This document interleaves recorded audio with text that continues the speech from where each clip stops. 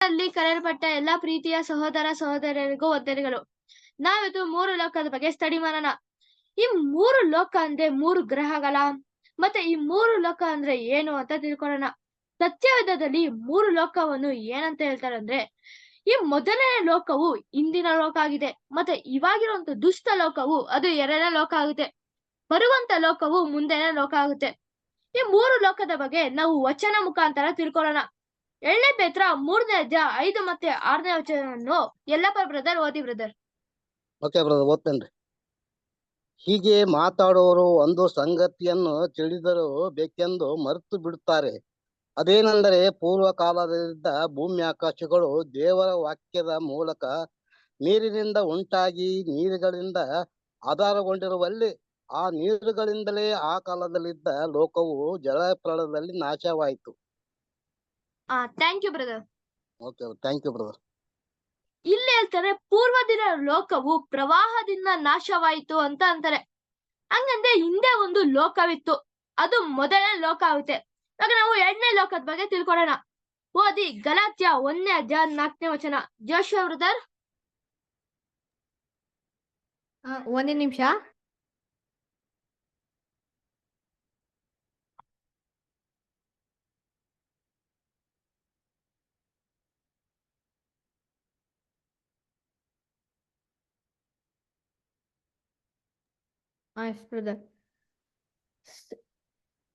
ಗಲಾತ್ಯ 1:4. ಸಭೆಗೆ ಕಳ್ಳತನದಿಂದ ಸೇರಿಕೊಂಡ ಸುಳ್ಳು ಸಹೋದರರು ಅಲ್ಲಿ ಇದ್ದರಿಂದ ಬಲಾತ್ಕಾರ ನಡೆದಿದ್ದೆಂಬ ಭಯವಿತ್ತು. ಅವರು ನಮ್ಮನ್ನು ದಾಸತ್ವದೊಳಗೆ ಸಿಕ್ಕಿಸಬೇಕೆಂದು ಕ್ರಿಸ್ತ ಯೇಸುವಿನಲ್ಲಿ ನಮಗೆ ದೊರಕಿರುವ ಸ್ವಾತಂತ್ರ್ಯವನ್ನು ಗುಢವಾಗಿ ವಿಚಾರಿಸುವುದಕ್ಕೆ ಮರೆಸಿಕೊಂಡು ಬಂದವರು. Thank you brother. Thank you brother. Brother, sorry. ಈತನು ನಮ್ಮನ್ನು ಕೆಟ್ಟದಾಗಿರುವ ಈಗಿನ ದುಷ್ಟ ಯುಗದೊಳಗಿಂದ ಬಿಡಿಸಬೇಕೆಂದು ನಮ್ಮ ತಂದೆಯಾದ ದೇವರ ಚಿತ್ತಕ್ಕೆ ಅನುಸಾರವಾಗಿ ನಮ್ಮ ಪಾಪಗಳ ದೆಸೆಯಿಂದ ತನ್ನನ್ನು ಮರಣಕ್ಕೆ ಒಪ್ಪಿಸಿದನು. Thank you brother.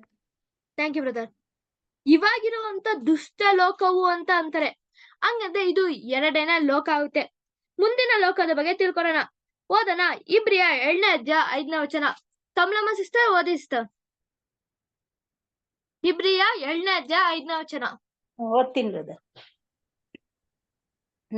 ನಾವು ಪ್ರಸ್ತಾಪಿಸುವ ಮುಂದಣ ಸಾಮ್ರಾಜ್ಯವನ್ನು ಆತನು ದೇವದೂತರಿಗೆ ಅಧೀನ ಮಾಡಲಿಲ್ಲವಲ್ಲ. Thank you sister. Thank you.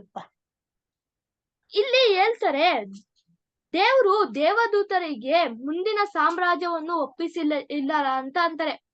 ಹಂಗಂದ್ರೆ ಇಲ್ಲಿ ದೇವದೂತರು ಮುಂದೆ ಒಂದು ಕಾಲದಲ್ಲಿ ಆಡ್ತಾ ಇರೋ, ಇವಾಗ ಇಲ್ಲಿ ಮುಂದಿನ ಸಾಮ್ರಾಜ್ಯದ ಬಗ್ಗೆ ಹೇಳ್ತಾರೆ. ಹಂಗಂದ್ರೆ ಇದು 3ನೇ ಲೋಕ ಆಗುತ್ತೆ. ಇವಾಗ ನಾವು ಈ ಲೋಕವನ್ನು ಒಂದಾಗೊಂದು ನಾವು ಡೀಟೇಲ್ ಆಗಿ ತಿಳ್ಕೊಂಡು ಹೋಗೋಣ. 2ನೇ ಪೇತ್ರ 3ನೇ ಅಧ್ಯಾಯ 7ನೇ ವಚನ ಹೇಳ್ತಾರೆ, ಇವಾಗಿರೊಂದು ಆಕಾಶ ಮತ್ತೆ ಭೂಮಿಯನ್ನು ದೇವರು ಬೆಂಕಿಯಿಂದ ನಾಶ ಮಾಡಕ್ಕೆ ಇಕ್ಕಿದ್ದಾರೆ ಅಂತ ಅಂತಾರೆ. ಇದು 2ನೇ ಲೋಕ ಆಗುತ್ತೆ. ಮತ್ತೆ 3ನೇ ಲೋಕದ ಬಗ್ಗೆ ಹೇಳ್ತಾರೆ. 2ನೇ ಪೇತ್ರ 3ನೇ ಅಧ್ಯಾಯ 13ನೇ ವಚನ ಹೇಳ್ತಾರೆ, ನಾವು ದೇವರ ವಾಗ್ದಾನವನ್ನು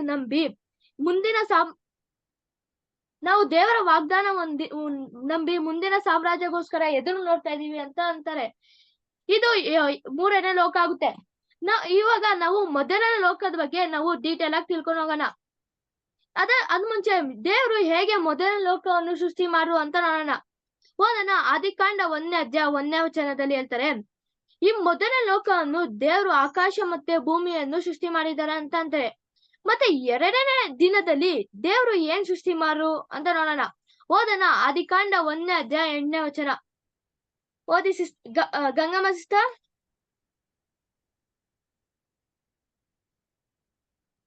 ಹಲೋ ಗಂಗಮ್ಮ ಸಿಸ್ಟರ್. ಓದ್ತೇನೆ. ದೇವರು ಆ ಗುಮ್ಮಟಕ್ಕೆ ಆಕಾಶವೆಂದು ಹೆಸರಿಟ್ಟನು. ಹೀಗೆ 2ನೇ ದಿನವಾಯಿತು. ಹೇಳ್ತಾರೆ.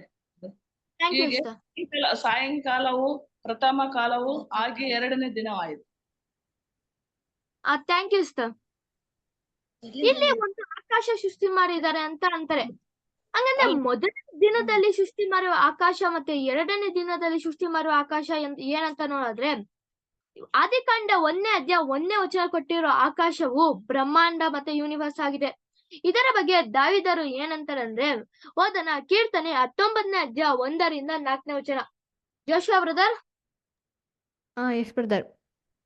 ಆಕಾಶವು ದೇವರ ಪ್ರಭಾವವನ್ನು ಪ್ರಚುರಪಡಿಸುತ್ತದೆ, ಗಗನವು ಆತನ ಕೈಕೆಲಸವನ್ನು ತಿಳಿಸುತ್ತದೆ. ದಿನವು ದಿನಕ್ಕೆ ಪ್ರಕಟಿಸುತ್ತಿರುವುದು, ರಾತ್ರಿಯು ರಾತ್ರಿಗೆ ಅರುಹುತ್ತಿರುವುದು. ಶಬ್ದವಿಲ್ಲ, ಮಾತಿಲ್ಲ, ಅವುಗಳ ಸ್ವರ ಕೇಳಿಸುವುದಿಲ್ಲ. ಆದರೂ ಅವುಗಳ ಪ್ರಭುತ್ವವು ಭೂಮಿಯಲ್ಲೆಲ್ಲ ಪ್ರಸಾರಿಸಿದೆ. ಅವುಗಳ ನುಡಿಗಳು ಲೋಕದ ಕಟ್ಟಕಡೆಯವರೆಗೂ ವ್ಯಾಪಿಸಿರುತ್ತವೆ. ಅಲ್ಲಿ ದೇವರು ಸೂರ್ಯನಿಗೋಸ್ಕರ ಗುಡಾರವನ್ನು ಏರ್ಪಡಿಸಿದ್ದಾನೆ. Thank you brother. Thank you brother. ಇಲ್ಲಿ ದೇವರು ಬ್ರಹ್ಮಾಂಡವನ್ನು ಸೃಷ್ಟಿ ಮಾಡಿದ್ದಾರೆ ಮತ್ತೆ ಮನುಷ್ಯರಿಗೆ ವಾಸ ಸ್ಥಳವಾಗಿ ಈ ಗ್ರಹವನ್ನು ಕೊಟ್ಟಿದ್ದಾರೆ. ಇವಾಗ ಆದಿಕಾಂಡ 1ನೇ ಅಧ್ಯಾಯ 1ನೇ ವಚನ ಕೊಟ್ಟಿರುವ ಆಕಾಶವು ಅದು ಬ್ರಹ್ಮಾಂಡ ಆಗಿದೆ. ಇವಾಗ ಎರಡನೇ ಆಕಾಶ ಏನು ಅದ್ರ ಬಗ್ಗೆ ನಾವು ಇವಾಗ ತಿಳ್ಕೊಳ್ಳೋಣ. ದೇವರು ಆದಾಮನನ್ನು ಸುಂದರವಾಗಿ ಸೃಷ್ಟಿ ಮಾಡ್ತಾರೆ. ಅದೇ ರೀತಿ ಅವನ ಸಂತಾನನೂ ಹಾಗೆ ಇರುತ್ತೆ. ಆ ಕಾಲದಲ್ಲಿ ಮನುಷ್ಯರು ಎಷ್ಟೊಂದು ವರ್ಷ ಬದುಕ್ತಿದ್ರು. ಆದಾಮನು 930 ವರ್ಷ, ಮತ್ತೆ ನೋಹ 950 ವರ್ಷ, ಜರೇದ್ 962 ಮತ್ತೆ ಮೆತುಸೆಲ 969 ವರ್ಷ ಬದುಕಿದ್ರು. ಇವರು ಇಷ್ಟೊಂದು ವರ್ಷ ಬದುಕಕ್ಕೆ ಏನ್ ಆಹಾರ ತಿಂತ ಇದ್ರು? ಓದನ ಆದಿಕಾಂಡ 1ನೇ ಅಧ್ಯಾಯ 29 ಮತ್ತೆ 30ನೇ ವಚನ. ನಕುಲ್ ಬ್ರದರ್, ಓದಿ ಬ್ರದರ್. S brother. ಸಮಸ್ತ ಭೂಮಿಯ ಮೇಲೆ ಬೀಜ ಉಳ್ಳ ಎಲ್ಲ ಪೈರುಗಳನ್ನು, ಬೀಜ ಉಳ್ಳ ಎಲ್ಲ ಹಣ್ಣಿನ ಮರಗಳನ್ನು ನಿಮಗೆ ಆಹಾರಕ್ಕಾಗಿ ಕೊಟ್ಟಿದ್ದೇನೆ. ಇದಲ್ಲದೆ ಭೂಮಿಯ ಮೇಲೆ ತಿರುಗಾಡುವ ಮೃಗಗಳು, ಆಕಾಶದಲ್ಲಿ ಹಾರಾಡುವ ಪಕ್ಷಿಗಳು, ನೆಲದಲ್ಲಿ ಹರಿದಾಡುವ ಕ್ರಿಮಿಕೀಟಗಳು ಎಂಬ ಜೀವಿಗಳಿಗೆ ಎಲ್ಲ ಹುಲ್ಲು ಸೊಪ್ಪುಗಳನ್ನು ಆಹಾರಕ್ಕಾಗಿ ಕೊಟ್ಟಿದ್ದೇನೆ ಎಂದು ಹೇಳಿದ್ದನು. ಅದು ಹಾಗೆಯೇ ಆಯಿತು. Thank you brother. ಇಲ್ಲಿ ಮನುಷ್ಯರು ಬರೀ ಸಸ್ಯಾಹಾರಿ ತಿಂತಾರೋ, ಮತ್ತೆ ಪ್ರಾಣಿಗಳು ಮಾಂಸ ತಿನ್ನುವ ಪ್ರಾಣಿಗಳು ಸಹ ಬರೀ ಸಸ್ಯಾಹಾರಿನೇ ತಿಂತಾರೋ. ಈ ಮೊದಲನೇ ಲೋಕದಲ್ಲಿ ಮಳೆ ಬರ್ತಾಯ್ತಾ ಅಂತ ನೋಡಿದ್ರೆ, ಓದನ ಆದಿಕಾಂಡ 2ನೇ ಅಧ್ಯಾಯ 5ನೇ ವಚನ. ಕಾರ್ತಿಕ್ ಬ್ರದರ್, ಓದಿ ಬ್ರದರ್. ಓಕೆ. ಯೆಹೋವ ದೇವರು ಭೂಮಿ ಆಕಾಶಗಳನ್ನು ಉಂಟು ಮಾಡಿದಾಗ ಯಾವ ಗಿಡವಾದರೂ ಭೂಮಿಯಲ್ಲಿ ಇರಲಿಲ್ಲ, ಯಾವ ಪಲ್ಯವೂ ಹುಟ್ಟಿರಲಿಲ್ಲ. ಯಾಕಂದರೆ ಯೆಹೋವ ದೇವರು ಭೂಮಿಯ ಮೇಲೆ ಮಳೆಯನ್ನು ಸುರಿಸಲಿಲ್ಲ, ಭೂಮಿಯನ್ನು ವ್ಯವಸಾಯ ಮಾಡುವುದಕ್ಕೆ ಮನುಷ್ಯನು ಇರಲಿಲ್ಲ. ಆದರೂ ಭೂಮಿಯಿಂದ ಮಂಚು ಹಬ್ಬಿ ನೆಲವನ್ನೆಲ್ಲ ತೋಯಿಸಿತ್ತು. Thank you brother. ಇಲ್ಲಿ ಹೇಳ್ತಾರೆ ಮೊದಲನೇ ಲೋಕದಲ್ಲಿ ಮಳೆನೇ ಇದ್ದಿಲ್ಲ ಅಂತ. ಮತ್ತೆ ಈ ಗಿಡ ಮರಗಳಿಗೆ ಹೇಗೆ ನೀರ್ ಸಿಗ್ತೈತೆ ಅಂದ್ರೆ, ನೆಲದಿಂದ ಮಂಜು ಹಬ್ಬಿ ಭೂಮಿಯಿಂದ ಮಂಜು ಹಬ್ಬಿ ನೆಲವನ್ನೆಲ್ಲ ತೋಯಿಸುತ್ತಿತ್ತು. ದೇವರು ಇಷ್ಟೊಂದು ಸುಂದರವಾಗಿ ಲೋಕವನ್ನು ಸೃಷ್ಟಿ ಮಾಡಿದ್ದಾರೆ. ಆದ್ರೆ ಈ ಮನುಷ್ಯರು ಇಷ್ಟೊಂದು ವರ್ಷ ಬದುಕ್ತಿದ್ರಲ್ಲ, ಅದು ಹೇಗೆ? ಅದಕ್ಕೆ ನಾವು ಮೊದಲನೇ ಲೋಕವನ್ನು ಹೇಗೆ ಸೃಷ್ಟಿ ಮಾಡು ಅಂತ ನಾವು ಡೀಟೇಲ್ ಆಗಿ ನೋಡ್ಬೇಕು. ಓದನ ಆದಿಕಾಂಡ 1ನೇ ಅಧ್ಯಾಯ 6 ಮತ್ತೆ 8ನೇ ವಚನ. ನಿಖಿತಾ ಇಷ್ಟ. S brother. ಬಳಿಕ ದೇವರು ಜನಸಮೂಹಗಳ ನಡುವೆ ವಿಸ್ತಾರವಾದ ಗುಮ್ಮಟವು ಉಂಟಾಗಲಿ, ಅದು ಕೆಳಗಣ ನೀರುಗಳನ್ನು ಮೇಲಣ ನೀರುಗಳನ್ನು ಬೇರೆ ಬೇರೆ ಮಾಡಲಿ ಅಂದನು. ದೇವರು ವಿಸ್ತಾರವಾದ ಗುಮ್ಮಟವನ್ನು ಮಾಡಿ ಅದರ ಕೆಳಗಿದ್ದ ನೀರುಗಳನ್ನು ಅದರ ಮೇಲಿದ್ದ ನೀರುಗಳಿಂದ ವಿಂಗಡಿಸಿದನು. ಹಾಗೆಯೇ ಆಯಿತು. ದೇವರು ಆ ಗುಮ್ಮಟಕ್ಕೆ ಆಕಾಶವೆಂದು ಹೆಸರಿಟ್ಟನು. ಹೀಗೆ ಸಾಯಂಕಾಲವು ಪ್ರತಃ ಕಾಲವು ಆಗಿ ಎರಡನೆಯ ದಿನವಾಯಿತು. Thank you brother. Thank you sister. ಇಲ್ಲಿ ಹೇಳ್ತಾರೆ ದೇವರು ಕೆಳಗಿನ ನೀರನ್ನು ಮತ್ತು ಮೇಲೆ ನೀರನ್ನು ಸೃಷ್ಟಿ ಮಾಡಿದ್ದಾರೆ. ಮತ್ತೆ ಗುಮ್ಮಟ ಮುಖಾಂತರ ಅದನ್ನು ವಿಭಾಗ ಮಾಡಿದ್ದಾರೆ ಅಂತ ಅಂತಾರೆ. ಈ ಕೆಳಗಿನ ನೀರು ಮತ್ತೆ ಮೇಲೆ ಇರೋ ನೀರು ಏನಂತ ಅಂದ್ರೆ, ಈ ಗುಮ್ಮಟ ಅಂದ್ರೆ ಆಕಾಶ, ಮತ್ತೆ ಕೆಳಗಿರೋ ನೀರಂದ್ರೆ ಸಮುದ್ರ, ಮತ್ತೆ ಮೇಲೆ ಇರೋ ನೀರ್ ಏನಂದ್ರೆ ನೀರಿನ ಕವಚ. ಈ ನೀರಿನ ಕವಚ ಇರುವ ಮುಖಾಂತರ ಯಾವುದೇ ರೀತಿಯಾದ ಹಾನಿಕರವಾದ ಸೂರ್ಯನ ಕಿರಣವು ಬರ್ತಾ ಇರಲಿಲ್ಲ. ಇದರಿಂದ ಈ ಮನುಷ್ಯರು ಇಷ್ಟೊಂದು ವರ್ಷ ಬದುಕುತ್ತಿದ್ರು. ಮತ್ತೆ ದೇವರು ಇಷ್ಟೊಂದು ಸುಂದರವಾಗಿ ಈ ಲೋಕವನ್ನು ಸೃಷ್ಟಿ ಮಾಡಿರುವಾಗ ಏನಕ್ಕೆ ಈ ಲೋಕವನ್ನು ದೇವರು ನಾಶ ಮಾಡು ಅಂತ ನೋಡೋಣ. ದೇವರು ಆದಾಮ್ ಮತ್ತೆ ಏವಳನ್ನ ಸೃಷ್ಟಿ ಮಾಡ್ತಾರೆ, ಮತ್ತೆ ಲೂಸಿಫರ್ ಅನ್ನು ಕಲಿಸ್ತಾರೆ. ಆ ಲೂಸಿಫರು ದೇವರ ವಿರುದ್ಧಾಗಿ ನಡೆದಿ ಸಾತಾನ ಆಗ್ತಾರೆ. ಅದಕ್ಕೆ ದೇವರು ಈ ಜನರಿಗೆ ರಕ್ಷಣೆ ಕೊಡ್ಬೇಕು ಅಂತ ದೇವರು ದೇವದೂತರನ್ನು ಭೂಮಿಗೆ ಕಳಿಸ್ತಾರೆ. ಆದ್ರೆ ಅವ್ರಿಗೆ ಒಂದು ವಿಶೇಷವಾದ ವರ ಕೊಡ್ತಾರೆ. ಅದು ಏನಂದ್ರೆ, ಅವರು ಯಾವಾಗ ಬೇಕಾದ್ರೂ ಆತ್ಮಿಕ ಶರೀರದಿಂದ ಮಾನಸಿಕ ಶರೀರ ಹೋಗ್ಬೋದಾಗಿತ್ತು, ಮತ್ತೆ ಮಾನಸಿಕ ಶರೀರದಿಂದ ಆತ್ಮಿಕ ಶರೀರಕ್ಕೆ ಹೋಗ್ಬೋದಾಗಿತ್ತು. ಇಬ್ರಿಯ 7ನೇ ಅಧ್ಯಾಯ 5ನೇ ವಚನವನ್ನು ಓದೋಣ. ನಾವು ಪ್ರತಾಪಿಸುವ ಮುಂದಿನ ಸಾಮ್ರಾಜ್ಯವನ್ನು ಆತನು ದೇವದೂತರಿಗೆ ಅಧೀನ ಮಾಡಲಿಲ್ಲವಲ್ಲ. ಇಲ್ಲಿ ಹೇಳ್ತಾರೆ, ಥ್ಯಾಂಕ್ ಯು ಸಿಸ್ಟರ್, ಈ ದೇವದೂತರ ಕೈಯಲ್ಲಿ ಮುಂದಿನ ಸಾಮ್ರಾಜ್ಯವನ್ನು ಅಧೀನ ಮಾಡಲಿಲ್ಲವಾ ಅಂತ ಅಂತಾರೆ. ಹಂಗಂದ್ರೆ ದೇವದೂತರು ಒಂದು ಕಾಲದಲ್ಲಿ ಲೋಕವನ್ನು ಆಳುತ್ತಿದ್ರು ಅಂತ ಅಂತಾರೆ. ಮತ್ತೆ ಇವಾಗ ದೇವದೂತರು ಯಾವಾಗಾರು ಮನುಷ್ಯ ರೂಪವನ್ನು ತಾಳಿದಾರ ಅಂತ ನೋಡಿದ್ರೆ ಓದನ ಆದಿಕಾಂಡ 18ನೇ ಅಧ್ಯಾಯ 1 ಮತ್ತೆ 2ನೇ ವಚನ. Joshua brother. ಅಬ್ರಹಾಮನು ಮಧ್ಯಾಹ್ನದಲ್ಲಿ ಮೆಮ್ರೆ ತೋಪಿನ ತನ್ನ ಗುಡಾರದ ಬಾಗಲಲ್ಲಿ ಕೂತಿರುವಾಗ ಯೆಹೋವನು ಅವನಿಗೆ ದರ್ಶನ ಕೊಟ್ಟನು. ಹೇಗೆಂದರೆ, ಅಬ್ರಹಾಮನು ಕಣ್ಣೆತ್ತಿ ನೋಡಲು ಅವನ ಎದುರಿನಲ್ಲಿ ಯಾರೋ 3 ಮಂದಿ ಪುರುಷರು ನಿಂತಿದ್ದರು. ಕೂಡಲೇ ಅವರನ್ನು ಎದುರುಗೊಳ್ಳುವುದಕ್ಕೆ ಅವನು ಗುಡಾರದ ಬಾಗಿಲಿನಿಂದ ಓಡಿ ಹೋಗಿ ಬಗ್ಗಿ ನಮಸ್ಕರಿಸಿ, ಸ್ವಾಮಿ, ದಯವಿರಲಿ, ದಾಸನ ಬಳಿಗೆ ದಯಮಾಡದೆ ಮುಂದೆ ಹೋಗಬೇಡಿರಿ. Thank you brother. ಇಲ್ಲಿ ಅಬ್ರಾಹ್ಮನಿಗೆ 3 ದೇವದೂತರು ಬಂದು ಅಲ್ಲಿ ಊಟ ಮಾಡ್ತಾರೆ, ಮತ್ತೆ ಸೋದಮ್ ಗೊಬ್ಬರ ಎಂಬ ಪಟ್ಟಣವನ್ನು ನಾಶ ಮಾಡ್ತಾರೆ.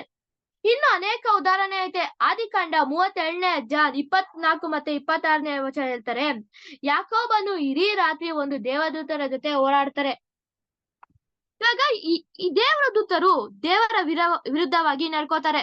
ಆದಿಕಾಂಡ 6ನೇ ಅಧ್ಯಾಯ 7ನೇ ವಚನವನ್ನು ಓದೋಣ. Nikhita. Yes brother.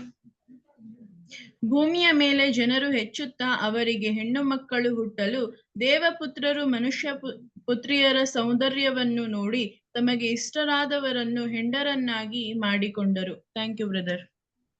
Thank you sister. ಇಲ್ಲಿ ದೇವದೂತರು ಮನುಷ್ಯ ಪುತ್ರಿಯನ್ನು ಮದುವೆ ಆದ್ರು. ಇವಾಗ ದೇವದೂತರು ಮನುಷ್ಯ ಪುತ್ರಿಯನ್ನು ಮದುವೆ ಆಗಕ್ಕೆ ದೇವರಿಂದ ಅನುಮತಿ ಆಯ್ತಾ ಅಂತ ನೋಡಿದ್ರೆ ಇಲ್ಲ. ಮತ್ತಾಯ 27ನೇ ಅಧ್ಯಾಯ 30ನೇ ವಚನ ಹೇಳ್ತಾರೆ, ಪುನರುತ್ಥಾನ ಆಮೇಲೆ ಯಾರನ್ನು ಮದ್ವೆ ಆಗಂಗಿಲ್ಲ ಅಂತ ಅಂತಾರೆ. ಮತ್ತೆ ಈ ದೇವದೂತರು ಮತ್ತೆ ಈ ಮನುಷ್ಯ ಪುತ್ರಿಯರು ಮದ್ವೆ ಆಗಿರೋದ್ರಿಂದ ಯಾರು ಹುಟ್ರು ಅಂತ ನೋಡೋಣ. ಆದಿಕಾಂಡ 6ನೇ ಅಧ್ಯಾಯ 4 ಮತ್ತೆ 5ನೇ ವಚನ. ಕಾರ್ತಿಕ್ ಬ್ರದರ್.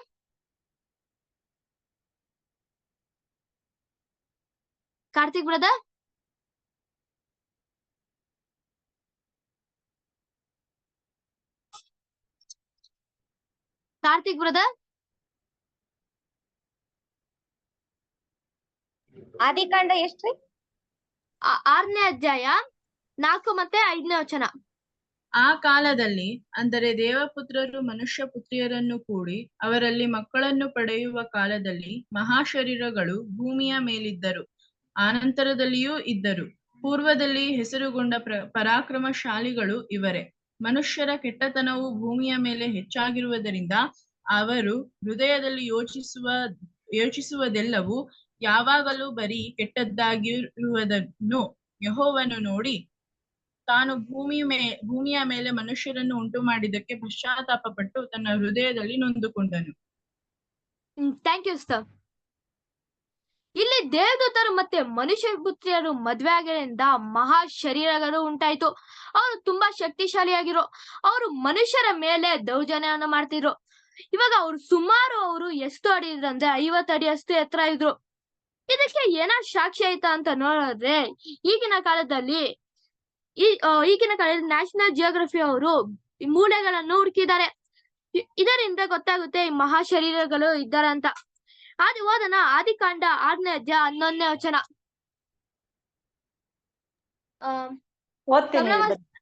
ಓದ್ತೀನಿ ಭೂಲೋಕದವರು ದೇವರ ದೃಷ್ಟಿಗೆ ಕೆಟ್ಟು ಹೋಗಿದ್ದರು. ಅನ್ಯಾಯವು ಲೋಕವನ್ನು ತುಂಬಿಕೊಂಡಿತ್ತು.